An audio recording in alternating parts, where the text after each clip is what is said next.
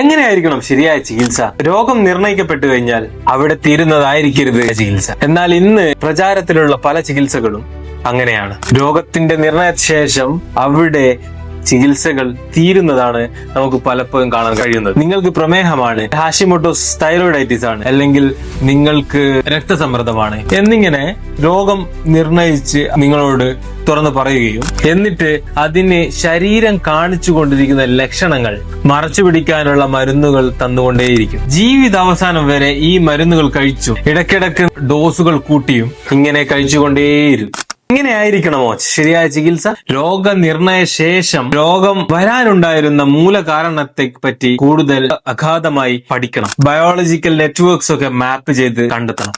ഓരോ വ്യക്തികൾക്കുമുള്ള ചികിത്സ വ്യക്തിഗതമായിട്ട് തന്നെ പ്ലാൻ ചെയ്യണം. ചികിത്സയുടെ തുടക്കത്തിലും മധ്യത്തിലും അവസാനത്തിലും പരിശോധനകൾ നടത്തണം. ഒരിക്കലും ഈ രോഗത്തെ മാനേജ് ചെയ്യാൻ ആവരുത്, രോഗത്തെ മാറ്റാനായിരിക്കും. ഈ പരിശോധനകൾ നടത്തുന്നത് ശരീരത്തെ മനസ്സിലാക്കാനും ആ രോഗത്തെ ശരിയായ രീതിയിൽ ചികിത്സിക്കാനുമായിരിക്കണം. ചികിത്സകൾ ഒരിക്കലും പൊതുവായിട്ടായിരിക്കരുത്, എപ്പോഴും വ്യക്തിഗതമായിട്ട് തന്നെ ആയിരിക്കണം.